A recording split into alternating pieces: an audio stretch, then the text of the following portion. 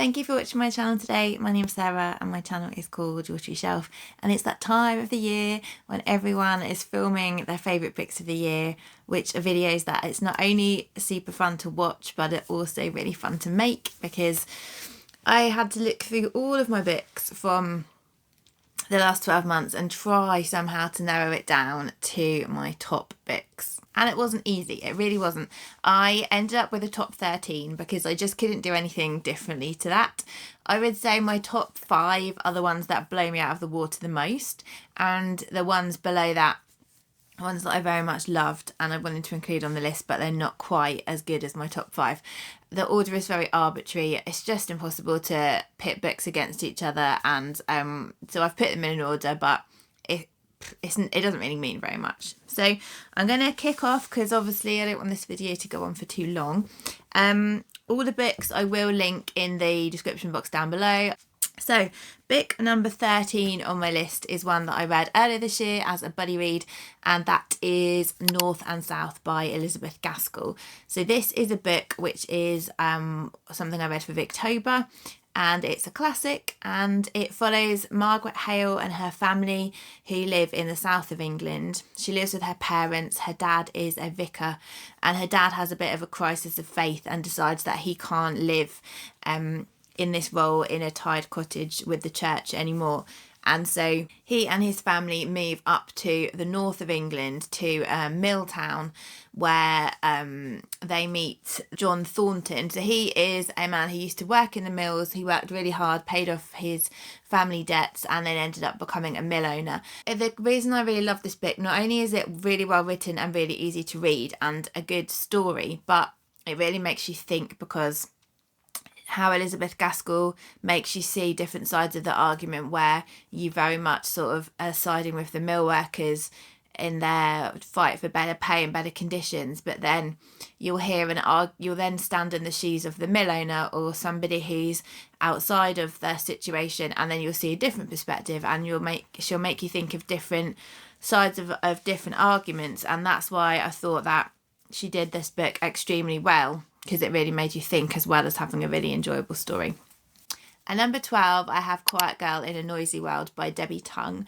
This is a kind of graphic memoir about what it's like to be an introvert. And the reason that I love this book so much was because I could relate so much to a lot of what she said. And it made me think about things about myself and things that I guess I've always had or always done. I kind of understand. It made me understand more that that's just part of being an introvert. How that used to happen all the time at school, that I'd agree to a plan with friends that I was comfortable with, and then they'd be like, oh, after that we're going on to this place which I really wasn't comfortable with, and it was kind of, how do I get out of that? And there's all stuff like that which I could really, really relate to, or having to spend time on your own to recharge and different stuff. And I just found it like a really insightful book and something that helped me just understand different things. And then another graphic novel, well, it's not a novel again, it's a graphic memoir, is Ducks 2 Years in the Oil Sands by Kate Beaton. So this is quite a big graphic memoir. It's several hundred pages, and it's about the author and her time working in the Canadian oil industry. So she lived in a really small, isolated area in Canada, and all of the community was disappearing to work in the oil flats because they didn't have much in the way of options to seek employment. And so whilst they really hated leaving their community and leaving behind their friends and family, they felt that they didn't really have any option if they were going to provide for their families and try and get good jobs. And Kate has lots of student debts that she wants to pay off, so she thinks she'll go and work in the oil industry for a few years to try and work really hard, because it's paid quite well, because you don't get to go home very often. You have to live on site, so they're well paid.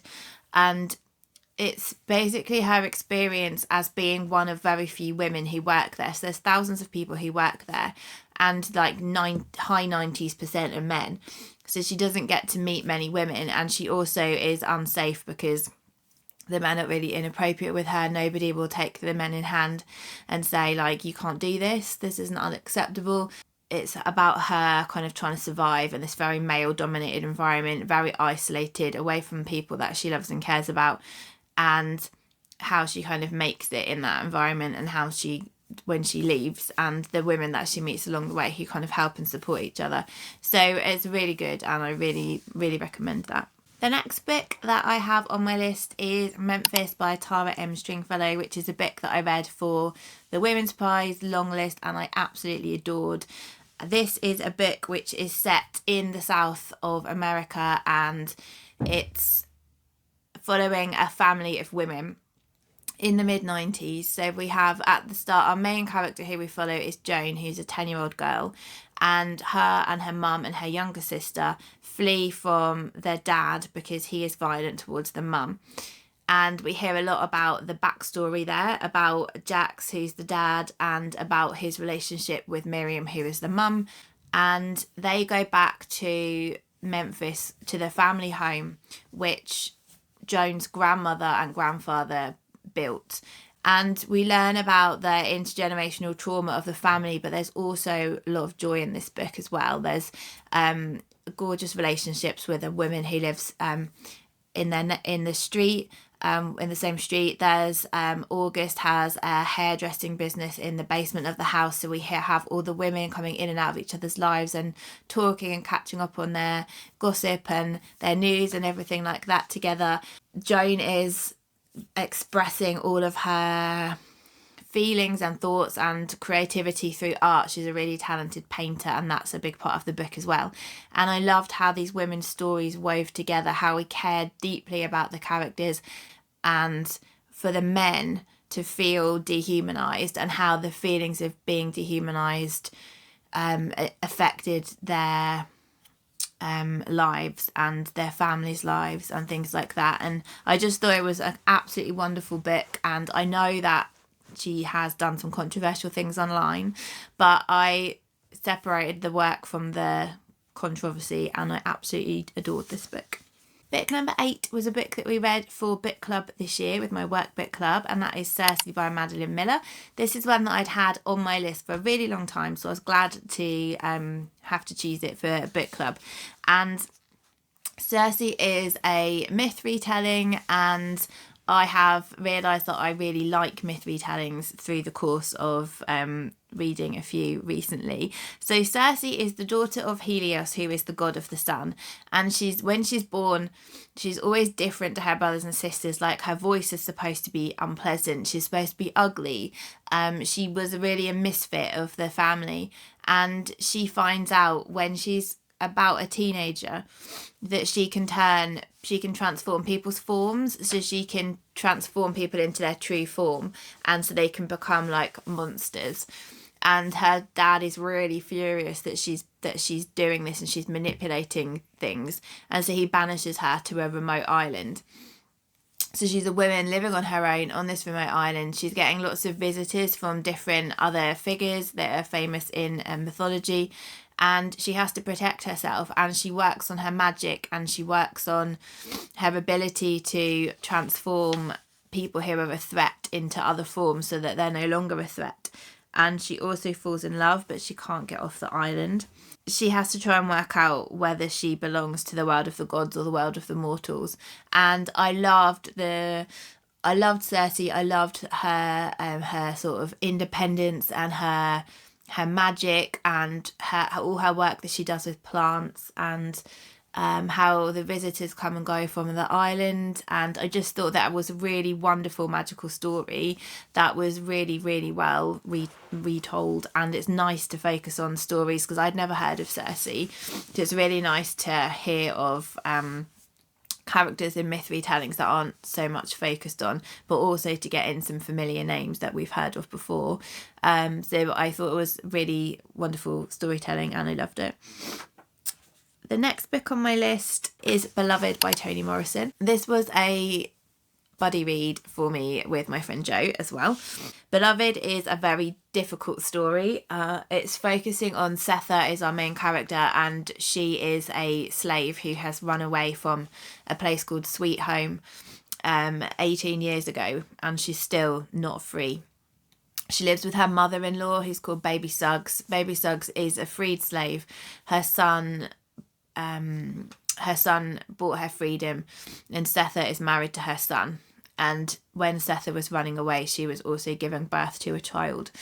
And we hear about when Setha had a daughter a really long time ago called Beloved, and a guy called Paul D comes back into her life. She was on the Sweet Home plantation with Paul D, and so we learn about the past and about her previous life on the plantation. And then all of a sudden, when they are living with Baby Suggs, this teenage girl comes into their lives, and she says that she is beloved. And this book is like extremely traumatic. You think that you know quite a bit about slavery, and then you have something else that you find out, and then it just shocks you to your core all over again. Like, how we could treat other human beings like that ever just blows my mind. And I don't need to really, I'm sure we all feel the same about that, but there is very, very difficult stuff to read in this book, yet it is also a masterful story, and one again about relationships in a family. And I just thought Toni Morrison is such a master at her craft that this story blew my mind. And yeah, please read this story. Okay, number 7 on my list was Open Water by Caleb Azumah Nelson. So this one was also on my favourite books that I made halfway through the year. And this is a book about a young black man growing up in London. So he's about in his early 20s, and we never find out his name. It's a very literary, slow book with not much plot. It's quite a small, short book. And he meets a girl. He's a photographer, she's a dancer, and they make this connection, and it's like the early days of their relationship. But it's also very much about the protagonist's experience of being a young black man, about the violence that he faces from police, about racism, about how he doesn't feel seen unless there are these moments of connection with other black people that he feels that they can see him for who he really is. Like, it might be a bartender, or it might be at like a music event, or it just these like little connections which he actually feels seen. And I think that for me, this was a learning experience of standing in someone else's shoes for a brief period of time and learning about what they feel in the world, and anything which can add that layer of perspective to your life, I think is amazing. I think that's the real beauty of books, because we get to feel and see things that we would never be able to feel and see if we weren't reading, if we were just walking through life in our own shoes, in our own skin, in our own, system, family, class, everything. We can't see those other things unless someone shows us. And Caleb Azumah Nelson does this in a beautiful way. His writing is gorgeous. It's slow, but it's careful. And there's also real pieces of art and real music in this book. And there's a Spotify playlist to go with it. And I really love that. And I'm looking forward to reading his next book very much. Book number 6 is another non-fiction, which is Bread and Wine by Shauna Niequist. So one of the things I like most is food writing. I love food writing. And Shauna Niequist brings together here food writing with essay, with faith, with family and friends and relationships. And there is stuff about her faith in this book, but this is not a preachy, judgy book. And so I don't feel that should put people off. It might put some people off, but it's basically about how all through her life food has played a big role in gathering people together. So gathering people around the table, having a supper club with her friends when they're all becoming parents and their lives are going a bit crazy, and having family meal times together, learning to cook. All of those things are the central themes of the book, and she talks about various happy and sad times in different essays and how bringing people together through food helped her get through those times. She narrates this. I listened to this on audio, she narrates it herself, and I loved her voice, and I loved how she talked about all her memories and things. And I can still remember her saying more salt, more butter, more heat when she talked about food and cooking and stuff. It was a beautiful book and stunningly written essays, and if you love food writing and you will like reading about relationships between people and how we come together around a table to help each other, then this is a really good book for you. So now we're on to my top 5, which are my favourites. The first one is When We Were Sisters by Fatimah Asghar, which I read on the way to Cornwall in the car. I devoured this book.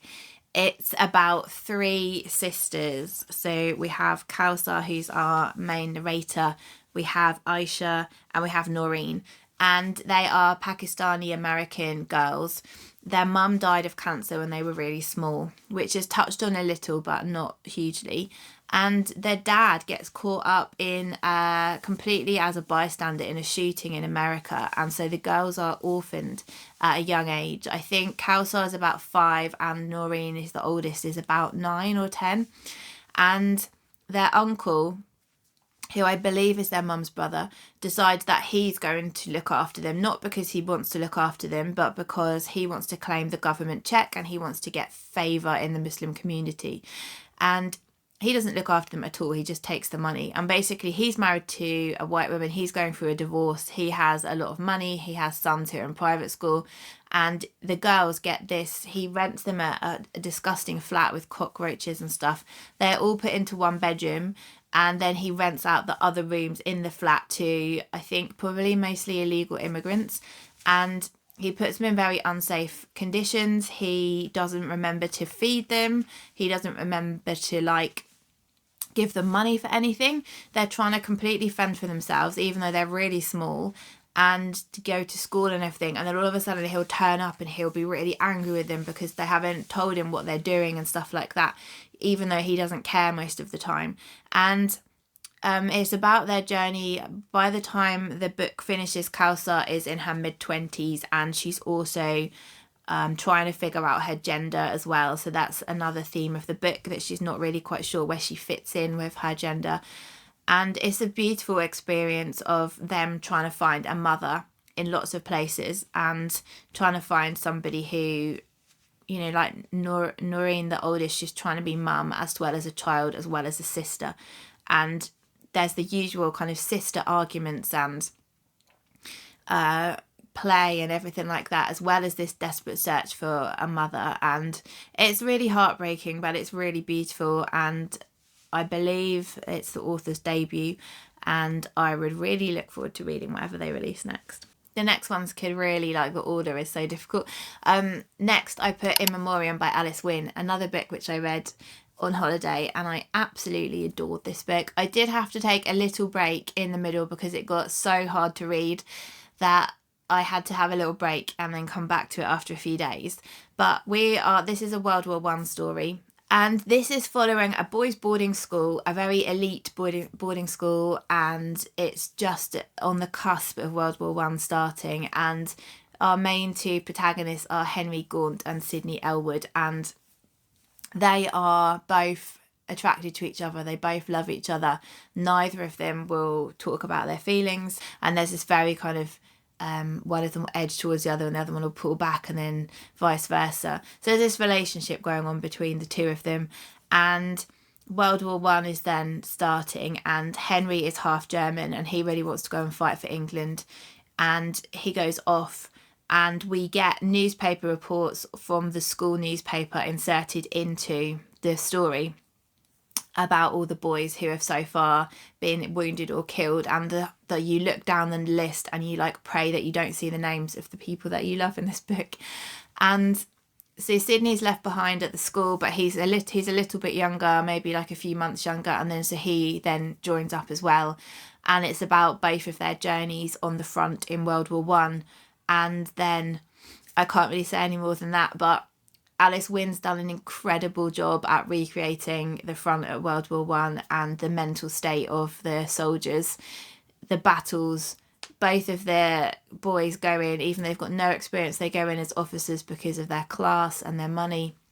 They're leading men, even though they have no experience. They're only 17, 18 years old. You love them so much. You love those boys. You want them to be safe. You want them to come home. And yeah, it's just beautiful. It's so beautiful. Like, just read it. So good. And then the top 3. So at number 3, I have put Yerba Buena by Nina Lacour. This is the first book that I've read by her, and I loved it so much. This is a story in America. It's following Sarah, who is around about 16, 17 years old. She's in a relationship with another girl in her year at school, and she is looking after her little brother, who's about, I want to say like 8 or something like that. Her mum died. Her dad is a shitty dad. He's a drunk. He's a gambler. He doesn't really look after them. So Sarah is performing this role for her brother. And then her girlfriend, right at the beginning of the book, goes missing and is later dragged from the river in their town. And Sarah cannot cope with this. And so she decides she's going to just run away from home and try and make it to LA for a new life. And leaving her home, I was reading it on a beach in Cornwall crying. It was hot. It was so sad. And she then has to try and make this life. And she goes to, as she gets to LA, she develops skills as a bartender, and she actually becomes a designer of fancy cocktails for a really beautiful restaurant called Yerba Buena. And then we meet our other protagonist, Emily. Her family have always gone to Yerba Buena for their sort of celebrations and occasions, and Emily starts doing the flowers for Yerba Buena, and then her path crosses with Sarah's path, and it's basically about their story individually and as they kind of become a couple. And I just adored the writing style. I adored the relationships in this book, but also what I really loved is the attention to detail about how, again, food and drink can help a person in difficult times, about how people care for each other. Like Sarah and Emily like really care for each other in difficult times. They cook together. There's stuff about like looking after other people. I love stuff about textures as well, like textures of clothes, textures of blankets. There's stuff about home decoration in this, which I really loved as well. And this book just brought together so many things that I loved, as well as characters that I loved. And this book was just incredible, and I loved it so much. Right, we're on to my top 2. Number 2 is A Place for Us by Fatima Farheen Mirza, which I've talked about so many times. This could have easily been my number 1. I loved this book. We are following a family who has moved from India to America. The parents come when they are just a sort of university age to America. This very different culturally to what they're used to. They have 3 children. They have Hadia, Huda and Amal. And Amal has quite a lot of difficulties because he has this really difficult relationship with his dad. Like, his dad loves him, he loves his dad, but they can't communicate very well with each other, and they keep butting heads. And they say like Amal's bringing shame on their family with his choices, and Amal's just trying really hard, but he never quite seems to get it right. And it's about the relationship as a family. It starts at the beginning on Hadia's wedding day, and we know that Amal has been cast out from the family, that they haven't seen him for a really long time. But he's coming to Hadia's wedding, and we don't know what happened, but then we work backwards and we go back up to Hadia's wedding day to try and find out what was the story in the family. I have never read a book where the relationships between father and son has been written this well. It was incredible how Fatima Farheen Mirza wrote this relationship. I thought you knew that family like super well, and I love that when you get invested in the characters and you know them and you feel like you understand them, and that you really get that in this book. Even though the love's there, it's really hard to get them to come back together again. And then finally, it's Bridge of Clay as my number 1 book of the year by Markus Zusak. This is a book which was released a few years ago. I adore The Book Thief by Markus Zusak, and I really adored this book as well. So this is about the Dunbar boys. This is set in Australia. The Dunbar boys are a set of brothers. I can't remember if there's 4 or 5. I think there's 5 brothers. Their mum, another book about about kids without a parent. Their mum dies of cancer, and I would say that can be quite a very difficult read throughout this book. The oldest Dunbar boy is narrating. He's sort of like an omniscient narrator in this, and we learn about their mum dying, and the dad basically can't cope when she dies, and he just leaves the boys to it. So the oldest boy is kind of trying to raise the younger boys. They live in a very kind of wild place in Australia. They have animals who are all named after like mythological creatures and philosophers and things who sometimes come into the house. Like they have a donkey, he keeps trying to break into the house. And they love hard and they fight hard, these boys. They beat each other up, they beat other people up, but they are soft and they love each other at the same time. And Clay is our main protagonist, and we watch Clay grow up, come of age, fall in love for the first time, have his heart broken. They're all grieving for their mum. They're all trying to figure out their way in the world. And Clay is the only one who'll give the dad a chance when he comes back into their lives and wants to try and reconnect with them. Clay's the one with the kind of kindest heart out of all the boys, and he reconnects with the dad, and it kind of goes from there. It does jump back and forward in time. It does jump back around in scenes and stuff, but the love and the heart, again, of this book and the relationships, I think this is like a theme for my year as I do this wrap up. I can see it's the ones with the relationships between families, which are the ones that have really drawn me in. And this is beautiful, this book, so beautiful. There's a lot of love in this book, but it's also funny, like the relationships with the brothers, it's also quite hilarious. But I just love it. I love it so much, and it is my number one book of the year. Please let me know if you've made a video. Let me know if you've read any of these books, or if you now want to read any of them, and let me know if you don't have a channel, what were your favourite books of the year. Thank you so much to everyone who's watched and subscribed to my channel over the past year. All of the comments, all of the meetups that I've done in real life, all of the friendships that I've made, as always, mean everything. And I wish you all a wonderful, healthy, happy 2024 with loads of amazing books, and I will speak to you all soon. Bye.